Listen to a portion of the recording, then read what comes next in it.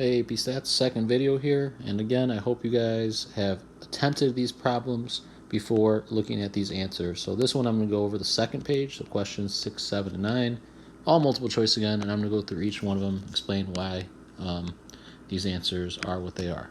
So number 6 says the correlation between a family's weekly income and the amount they spend on restaurant meals is close to 0.30, positive 0.30. So in general, what does this mean? This is a positive and kind of weak, I would say, weak association. And that's, again, between how much a family earns weekly and how much they spend on restaurant meals. But it is positive, so that's something to keep in mind. So what does this R value tells us? Number 1 says families tend to spend about 30% of their incomes in restaurants. That is not true. That's not what the R value tells us. Number 2, in general, the higher the income and the more the family spends in restaurants. This one is true. And the reason it's true is because we have a positive association. Because it's a positive, generally, if a family earns more, then they're going to spend more in restaurants. Now, while it is positive, it's not strong, but that's why we say like in general. Number 3, the line of best fit passes through 30% of the data points. That is not what an R value tells you.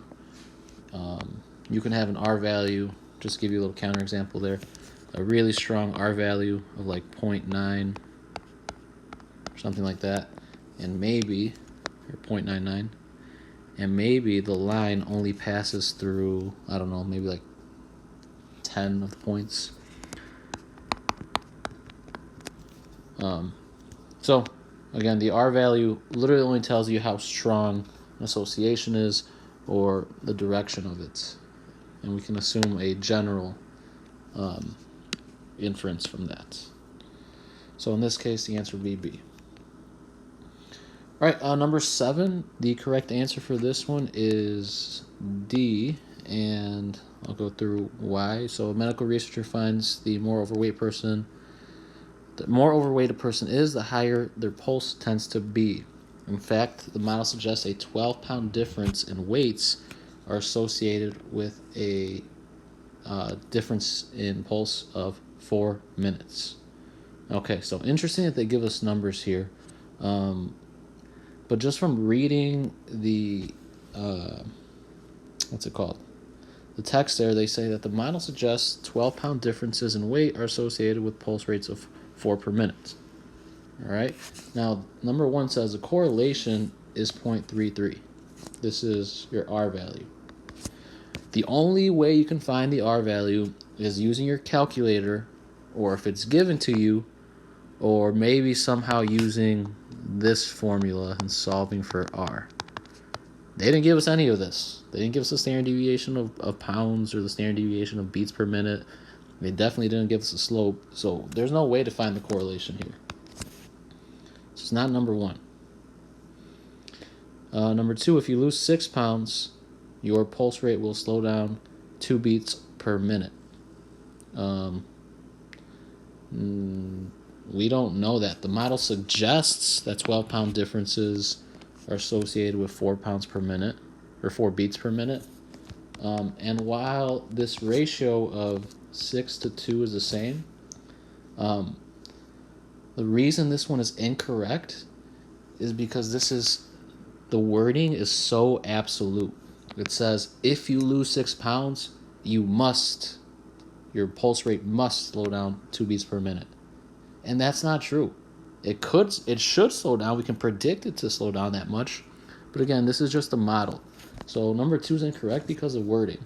If the wording would have said something like this, if you lose 6 pounds, your predicted pulse rate will slow down to 2 beats per minute, that would have been correct. So this needs a predicted pulse rate.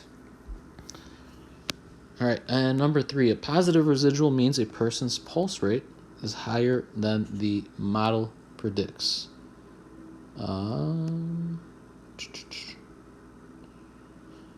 Okay, so in this one, you kind of have to understand what your explanatory variable is and what your response variable is, or what your x variable is, what your y variable is.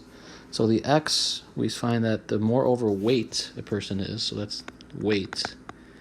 This is the explanatory, and then the Y is the pulse rate. All right. And then a positive residual means a person's pulse rate is higher than the model predicts. Well, if I just drew some line and maybe just drew some point that was above the line, again, that's a positive residual. Well, what does this mean? This means that this person's pulse, their Y value, is higher than what the line predicted. So 3 is correct. And then that would mean answer choice D. Positive residual, again, means the point is actually above the linear regression model. So in this case, the pulse rate is higher than what was predicted by the regression model. Okay, jumping down to number 9. A regression analysis of company profits and the amount of money the company spends on advertising found R squared to be 0.72. Which of these is true? So remember, with this value, the only thing we can figure out is that cookie cutter statement where it said blank percent of the variance, blah, blah, blah, and Y can be explained by the variance in X. So we just have to figure out what those two variables are talking about, right? So they said profits and then advertising. So they didn't really tell us which one was X, which one was Y, so we would know that we're looking at profits and advertising here. So number 1 says this model can correctly predict profits for 72% of the companies. That is not what R squared tells you. This is the only thing R squared tells you, as well as figuring out R from here. I could figure out what R is by taking the square root of 0.72. And remember, that would be a plus or minus because we don't know if it's, what the correlation is, positive or negative. Number 2 says on average about, sorry about that phone call, on average about 72% of a company's profits results from advertising. No, that doesn't look like this statement. We're looking for something where it mentions a variance in Y can be explained by the variance in X. Number 3, on average, companies spend about 72% of their profits on advertising. Again, also not that. So correct answer here is A.